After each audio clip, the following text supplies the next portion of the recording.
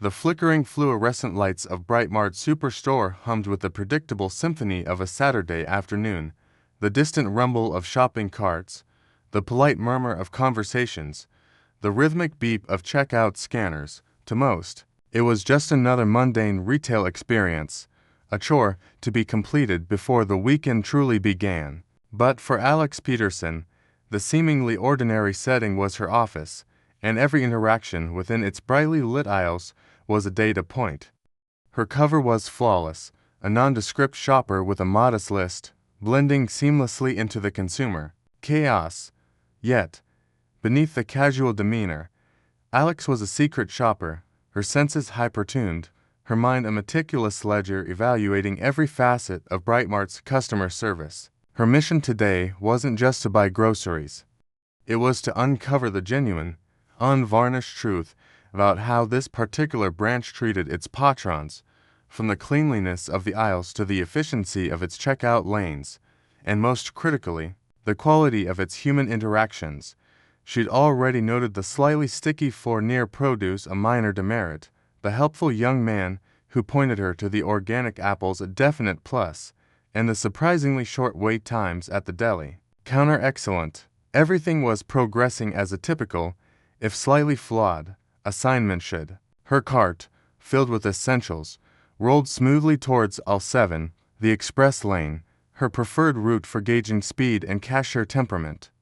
There were only 3 people ahead of her: a young mother struggling with a squirming toddler, an elderly gentleman meticulously counting out change, and a woman engrossed in her phone, oblivious to the world. Alex mentally ticked off the boxes: line length, customer types, initial cashier engagement. So far, so good. Then, the symphony faltered. A sharp, insistent cough broke through the background hum.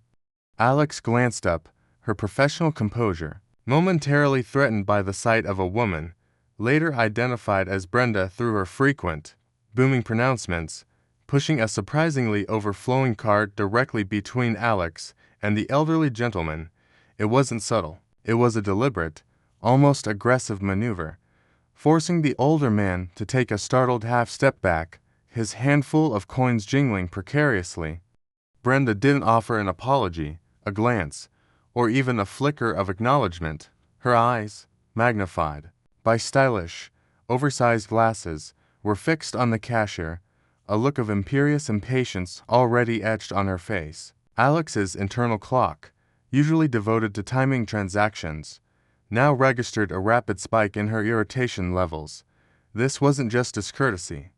It was a brazen act of entitlement that immediately flagged every red alert in Alex's professional evaluation criteria. A deep breath. This was it, the kind of scenario secret shoppers were specifically tasked to observe. How would the store handle this overt display of rudeness? More importantly, how would Alex, as the direct victim, manage her reaction while remaining completely undercover? Her assignment explicitly forbade revealing her identity or directly engaging in conflict. She was an observer, a recorder, a silent judge, but the sheer audacity of Brenda's action, the blatant disregard for basic human decency, made her fingers twitch. The elderly man, flustered, mumbled an apology to the air before regaining his footing. The young mother ahead of him shot Brenda a withering look, but said nothing. This was the silent social contract being shredded in real time, and Alex was right in the blast radius. She could feel the heat rising in her cheeks, a flush of annoyance that threatened her carefully constructed facade. She forced herself to mentally dissect Brenda's every move, the way her chin tilted slightly upward, the impatient tap of her foot, the loud sigh that punctuated the cashier's friendly greeting to the previous customer. Each action was a brushstroke in a rapidly forming portrait of someone who believed the rules simply didn't apply to her. Next, the cashier called out, her voice bright, perhaps a touch too bright, as if attempting to cut through the simmering tension.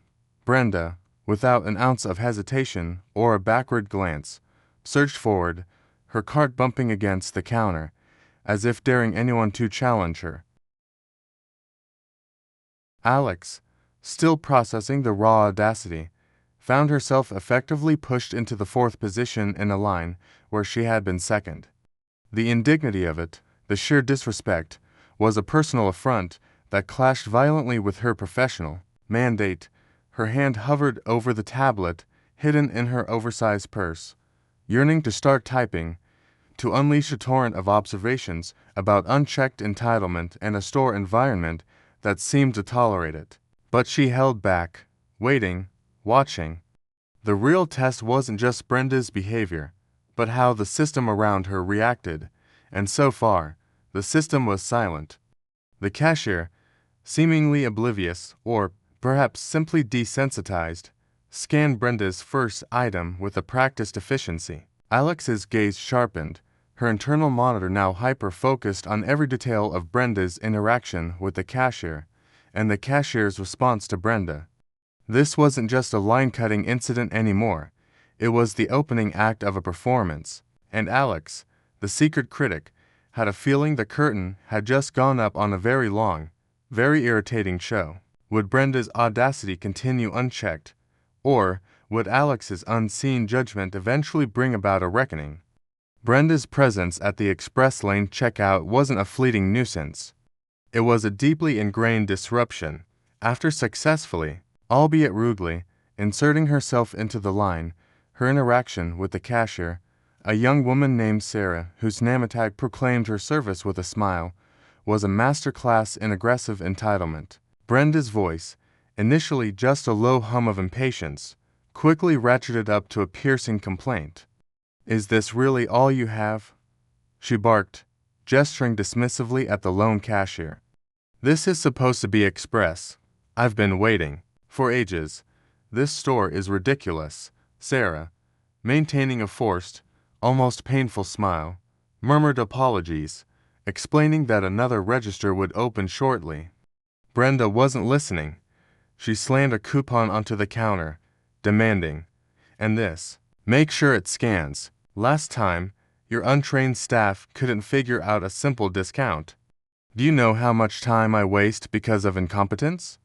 Alex, still positioned directly behind Brenda, observed Sarah's shoulders tighten, her smile falter for a fleeting second before snapping back into place. Alex meticulously noted the incident on her mental checklist: customer rudeness, cashier's strained professionalism, lack of immediate managerial intervention. The cashier's performance, despite the provocation, was holding up, but at what cost? To her morale, Alex made a mental note to check for signs of burnout among other staff members. The checkout concluded with Brenda snatching her receipt and bags, muttering audibly about the waste of my precious time as she stormed off towards the exit. Alex quickly paid for her own items, offering Sarah a genuine, small smile and a quiet thank you. The young cashier's eyes, dulled moments before, brightened with a flicker of gratitude that Alex logged as a testament to her resilience. But Alex's mission wasn't over. She knew from experience that a Karen like Brenda rarely made a single appearance. Following Brenda at a discreet distance, Alex observed her next target, the customer service desk. Here, the chaos truly began to unfold. Brenda was already in a heated discussion with the visibly overwhelmed older employee, Mr. Henderson, who was attempting to process a complex return for another customer.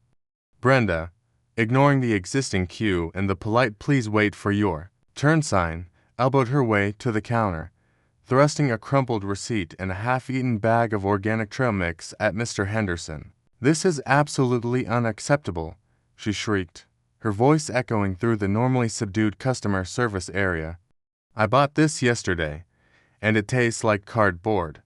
I want a full refund, and I want it now, and don't tell me about your return policy. The customer is always right, aren't they?" Mr. Henderson, mid-sentence with the previous customer, paused, his face a mask of weary resignation. He politely informed Brenda that he was currently assisting someone. "I don't care," Brenda retorted, her volume rising. "My time is valuable. This is an outrage. Are you going to help me, or do I need to speak to your manager?" Alex, feigning interest in a display of discount kitchenware nearby, began typing furiously into her tablet, capturing every word, every gesture, every nuance of the interaction. Observation: customer aggressively bypassing queue. Employees attempt to enforce policy overridden by aggressive customer. Lack of visible managerial support for employee. What unfolded was a familiar dance of entitlement and strained compliance. Mr. Henderson, clearly trying to de-escalate, sighed and turned his attention to Brenda, while the previous customer, a young woman with a baby carrier, simply melted away, her face a mixture of frustration and defeat. Brenda launched into a theatrical monologue about the trail mix, the perceived injustice, and her imagined status as BrightMart's most loyal and most aggrieved customer. Alex noted that while Mr. Henderson did eventually process the return, his movements were slow, almost hesitant, a clear indication of his stress. He didn't offer an apology for the wait, only a terse "here's your refund." Brenda scoffed, snatched the money, and then, as an afterthought, demanded to know why there weren't more express lanes open. "This is ridiculous. I'm reporting this entire store," she declared, storming off again, leaving Mr. Henderson to sag against the counter, massaging his temples.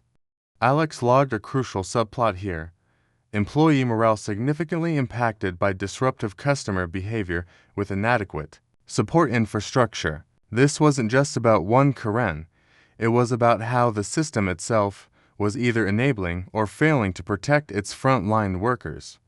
Alex decided to extend her secret shopper assignment beyond her initial scope. She subtly trailed Brenda through the frozen foods section, watching as Brenda loudly critiqued the temperature of a freezer, then moved to the bakery, where she began squeezing bread loaves with an almost violent fervor, leaving several misshapen. In her wake, in the produce section, Brenda complained loudly that the organic apples, the same kind Alex had noted earlier, were too small and overpriced, despite their clearly marked weight and cost. She even approached another shopper, a quiet woman examining avocados, and unsolicited, launched into a tirade about BrightMart's lack of quality control.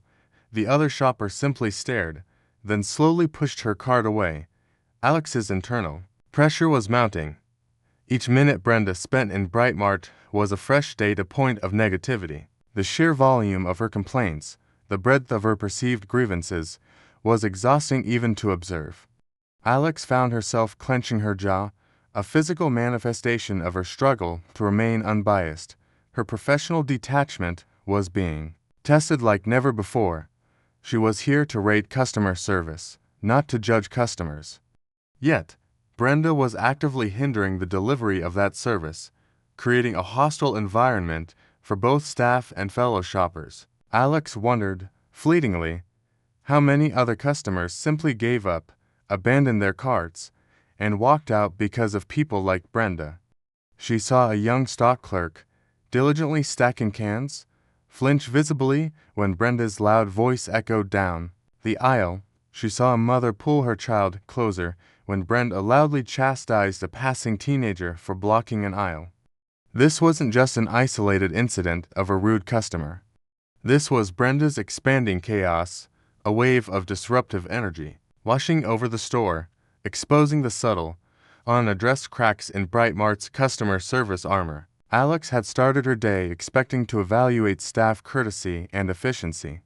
Now, she was documenting a case study in customer-induced operational failure, and the pressure was on to capture every detail for her final, critical report. The question wasn't just what Brenda would do next, but how BrightMart would allow it to continue, and what kind of store environment this unchecked behavior was fostering. Alex adjusted her camera pen, a tiny, almost invisible lens confirming the silent recording of Brenda's latest victim, a bewildered young woman at the self-checkout, trying to understand why Brenda was screaming about incorrect bagging procedure. The show, Alex realized with a heavy sigh, was far from over. The stale scent of disinfectant and baked goods usually permeating BrightMart was now overshadowed by a palpable tension, a ripple effect from Brenda's continued campaign of complaint. Alex, having documented Brenda's trail of minor disruptions through frozen foods and produce, found herself near the electronics section, pretending to examine headphones, her hidden recorder diligently capturing the ambient chaos. She just finished a detailed note on a stock clerk's surprisingly resilient patience under Brenda's barrage when the low rumble of discontent escalated into a full-blown roar. The sound emanated from aisle 4, where the new Smartum Gadgets display glowed invitingly. "This is an absolute scam. A complete and utter rip-off." Brenda's voice, now pitched to a shriek, cut through the store's background noise like a jagged knife. Shoppers paused, their heads swiveling. A young couple pushing a stroller stopped dead in their tracks, curiosity warring with discomfort. Alex, her heart rate immediately spiking, moved with practiced nonchalance towards the epicenter of the disturbance. She saw Brenda, a furious crimson spreading across her face, brandishing a small, sleek smart speaker at a terrified-looking, young BrightMart employee. The employee, no older than 18, wore a name tag that read Liam, electronics specialist. Liam's face was pale, his hands clasped nervously in front of him, clearly out of his depth. "You told me this was compatible," Brenda screamed, thrusting the device closer to Liam's face. "You specifically said it would connect to my ancient SmartServe system. My entire smart home is now useless because of your incompetence. Do you have any idea how much time you've cost me? How much frustration?" Liam stammered. "Ma'am, I showed you the compatibility chart. It explicitly states it's only for systems built after 2020. Your SmartServe is much older. You mentioned that yourself." Brenda's eyes narrowed to slits. "Are you calling me a liar? Are you accusing me of not understanding technology? I have a degree. Young man, a degree. I know more about smart homes than you do about tying your shoes." The scene was rapidly drawing a crowd. A cluster of shoppers, drawn by the commotion, formed a semicircle, their phones subtly raised, capturing the unfolding spectacle. Alex felt a surge of professional urgency and personal outrage. This wasn't just a rude customer. This was harassment, public humiliation of a vulnerable employee. Liam was visibly trembling, his eyes darting around as if seeking an escape.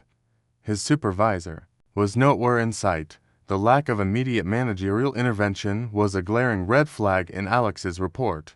But her primary objective was observation, not intervention. Every instinct, however, screamed otherwise. The raw injustice of it was a visceral punch to her gut. "Brenda wasn't finished. You are useless. In fact, the entire staff here is useless. This store is a joke. I want my money back, and I want an apology from whoever is in charge of hiring such imbeciles." Her voice cracked with manufactured indignation, designed to draw maximum attention and sympathy, though it was clearly having the opposite effect on the growing audience. Liam, pushed to his breaking point, finally faltered. "Ma'am, I can call a manager, but the return policy states." Brenda cut him off, reaching over the counter and attempting to snatch a manager's phone off a charger. "No, I'll call them myself. You clearly can't handle this."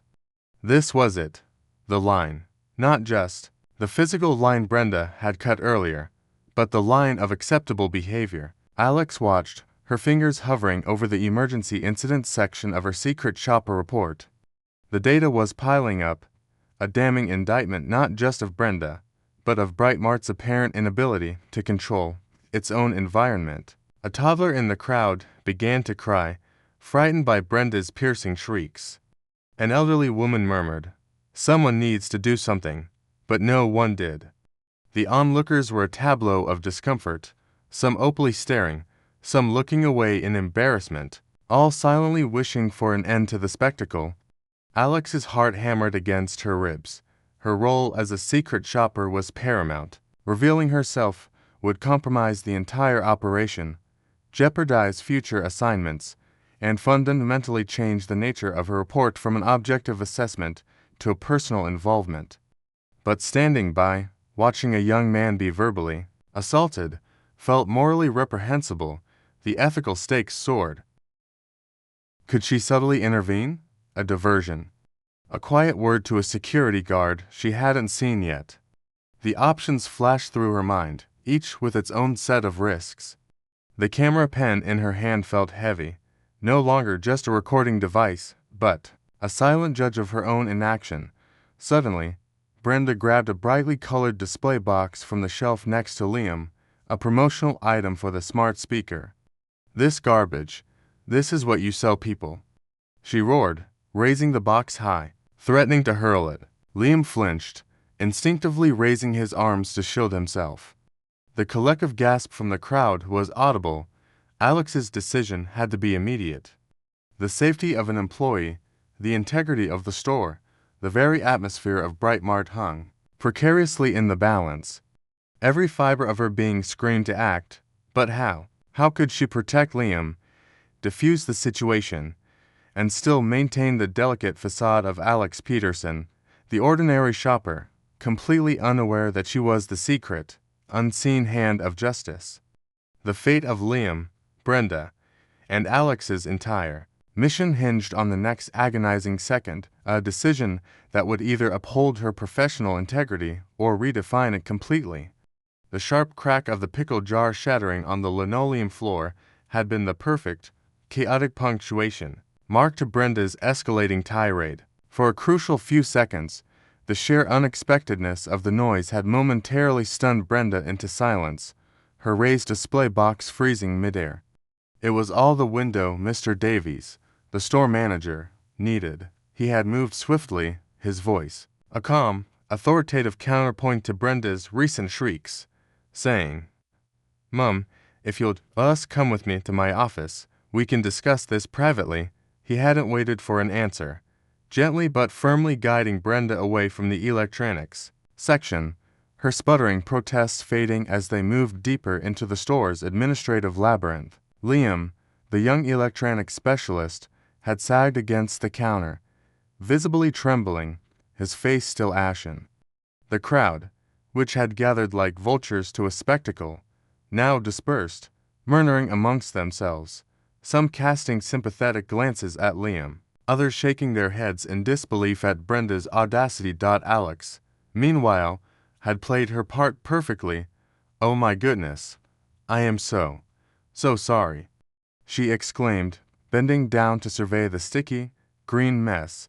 A passing stock clerk, a young man, with a mop and bucket already in hand, waved her off with a weary smile. "Don't worry about it, ma'am. Happens all the time." Alex offered another apology, ensuring her face was visible, her distress convincing, her true purpose utterly concealed. As the clerk began to clean, Alex subtly scanned the area. Liam was gone, likely retreating to the back for a moment of peace. The atmosphere, though the immediate crisis had passed, felt heavy, thick with the lingering residue of Brenda's rage. Shoppers moved with a slightly increased urgency, as if eager to escape the residual tension. The hum of the fluorescent lights now seemed to vibrate with a nervous energy. Alex completed her remaining shopping with a heightened sense of purpose. Every interaction, every observation, was now filtered through the lens of Brenda's meltdown. She noted a cashier's overly quick, almost robotic, transaction, perhaps a sign of wanting to avoid any prolonged interaction. She saw a customer hesitantly approach the customer service desk, then turn away, perhaps fearing a repeat of Brenda's earlier scene. The incident with Liam wasn't just an isolated explosion. It was a powerful demonstration of BrightMart's vulnerabilities, a stark illustration of how unchecked customer behavior could erode staff morale and disrupt the entire shopping experience. Alex's mind, usually a meticulous ledger of facts, was now also processing the emotional toll. She felt a deep empathy for Liam, for Sarah, for Mr. Henderson, the front-line soldiers in a war of attrition against entitlement. Back in the quiet solitude of her home office, the bright, sterile environment of BrightMart replaced by the soft glow of her monitor, Alex began to compile her report. This wasn't just another routine evaluation. It was a deeply personal one. The image of Liam's terrified face, the the silent retreat of the young mother in the customer service line, the sheer exhaustion on Mr. Henderson's face. These were not just data points. They were human stories, woven into the fabric of BrightMart's customer service landscape. Her fingers flew across the keyboard, each word a precise articulation of her observations.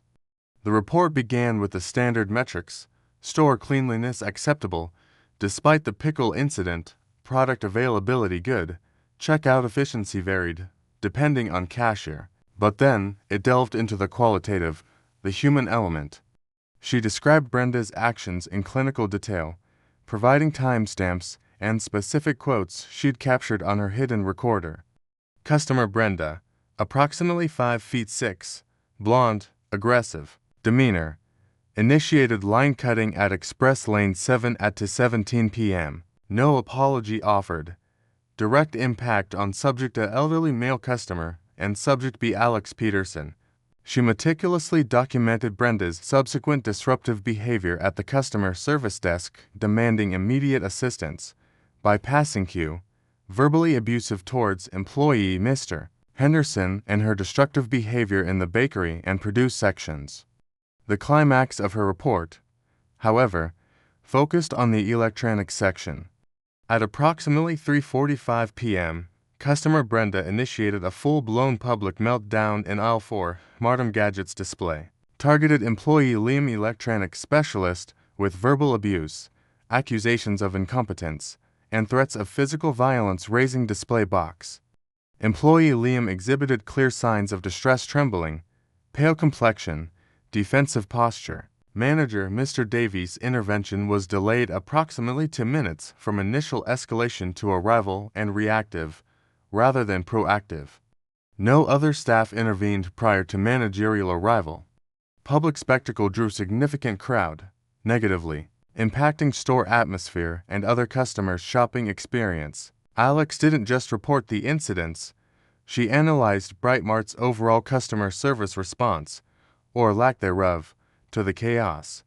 She highlighted the systemic issues: insufficient staff training in de-escalation, a lack of visible managerial presence, unclear or unenforced policies for disruptive patrons, and a clear impact on employee morale and safety. She proposed solutions: mandatory de-escalation training, visible floor managers during peak hours, and clear, enforced policies for disruptive patrons, perhaps even a discrete system for staff to flight problem customers.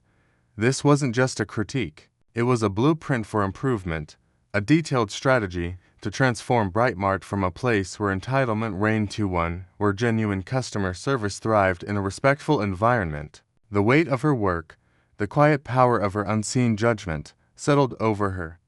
She knew this report, backed by irrefutable evidence and objective analysis, would land on the desks of executives far removed from the retail floor.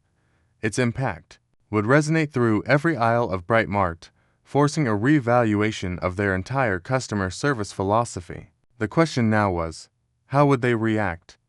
And what would become of Brenda, the catalyst for such a profound evaluation? Alex sealed the encrypted file, her task complete, the outcome now entirely out of her hands. The invisible gears of corporate accountability had begun to turn, and Alex felt a quiet, simmering anticipation for the changes she hoped her meticulous report would bring. Weeks bled into months, and Alex moved fluidly from one assignment to the next, evaluating different retail chains, different service landscapes, each a new puzzle of human interaction and corporate policy. Yet, BrightMart Superstore remained, a distinct entry in her mental ledger, a vivid case study in the volatile intersection of customer service and unchecked entitlement. She often wondered about the faces she'd observed there, about Liam, the young electronics specialist, about Sarah, the resilient cashier with the forced smile, about the weary Mr. Henderson at the customer service desk, and, in a detached, professional sense, about Brenda, the unacknowledged catalyst for what she hoped would be profound change. Then, an email, seemingly innocuous, landed in her inbox. It was an internal memo from BrightMart's corporate office, addressed to all secret shoppers who had evaluated their stores in the past quarter. The subject line, crisp and formal, read, enhancements to customer service initiatives, a commitment to excellence. Alex's heart gave a professional thump of anticipation. She opened it, a flicker of professional pride igniting within her as she began to read. The memo detailed a series of significant, sweeping changes being implemented across all BrightMart locations nationwide, changes that resonated with an almost uncanny precision with many of the recommendations she had so meticulously laid out in her report. Firstly, a new, highly visible customer experience manager role was being introduced, with clear mandates for proactive floor presence, conflict resolution, and, crucially, direct employee support. These managers, the memo stated, would have the authority to intervene swiftly in escalated situations, ensuring staff were never left to face aggressive customers alone. Alex pictured Mr. Davies, perhaps with a newfound confidence, or a younger manager, empowered and trained to act decisively rather than react belatedly. Secondly, a comprehensive, mandatory de-escalation and positive interaction training program was now being rolled out for all frontline staff. The curriculum, outlined in an attached appendix, focused on advanced techniques to handle difficult customers, not just by appeasing them, but by establishing boundaries while maintaining professionalism. It emphasized stress management for employees, recognizing the psychological toll of constant confrontation. Alex smiled, thinking of Sarah, who would now be equipped with tangible tools beyond a strained smile to navigate challenging interactions, and Liam, who might never again feel so vulnerable. Perhaps most significantly, and directly addressing the root cause of much of Brenda's unchecked behavior, the memo outlined a revised customer code of conduct. While not overtly draconian or punitive, the language was firm and unambiguous. It clearly stated that disruptive, abusive, or discriminatory behavior towards staff or other customers would not be tolerated and could result in the individual being asked to leave the premises. This was the silent, unseen consequence for Karens, like Brenda. No dramatic banishment, no public shaming. Instead, a subtle tightening of the leash, a clear boundary being drawn where none had explicitly existed before. Brenda, if she ever returned to BrightMart, would find a fundamentally different environment. She might notice new, confident managers stepping in more quickly, or staff subtly, but firmly upholding policies, refusing to be steamrolled. She wouldn't understand why the store felt different, why her usual tactics no longer yielded the same results, but she would undoubtedly feel the shift, an invisible barrier to her entitlement. Her sphere of influence, once unchecked, would now be quietly, but firmly contained, a tangible outcome of Alex's silent, precise judgment. Months later, on another assignment in the same district, Alex found herself driving past BrightMart. On a whim, she pulled into the parking lot. Stepping inside, the difference was palpable. The familiar hum was still there, but the underlying tension, the almost imperceptible hum of anxiety she remembered from her last visit, was gone. She saw a customer experience manager, easily identifiable by a distinct red vest emblazoned with "How can I help?" calmly but firmly de-escalating a minor dispute near the checkout, supporting a young cashier who seemed less flustered than Sarah had been during Brenda's initial assault. She observed another customer, beginning a loud complaint in produce, being gently but effectively redirected by a different manager, the situation diffusing before it could even begin to escalate. The air felt lighter, the smiles on the staff's faces seemed more genuine, less forced. The invisible ripples of her report had become visible currents of change. Alex bought a small, insignificant item, choosing a different checkout line this time. The cashier was attentive, efficient, and genuinely friendly, engaging her in a brief, pleasant conversation. As Alex paid, she felt a profound sense of quiet satisfaction. Brenda had never known about the secret shopper, had never understood the meticulous report detailing her every disruptive act. She would never know that a seemingly ordinary customer, standing silently behind her in line, had been the catalyst for a systemic overhaul, a transformation that now made BrightMart a more respectful, more pleasant place for everyone. The justice served wasn't a loud, public triumph, but a subtle, unseen shift, a profound improvement born from meticulous observation. It was the enduring ripple effect of accountability. As Alex left BrightMart, stepping back into the mundane world, the automatic doors sliding shut behind her, she reflected on the quiet power of her unique profession. It wasn't about grand confrontations or dramatic reveals. It was about the diligent observation, the objective reporting, and the profound, lasting changes that could be brought about by unseen judgment in a world often loud with complaint. Her work was a testament to the fact that sometimes the most powerful voices were the ones that operated in silence, meticulously documenting the truth and instigating change from the shadows. And that, Alex knew, was a deeply satisfying kind of justice.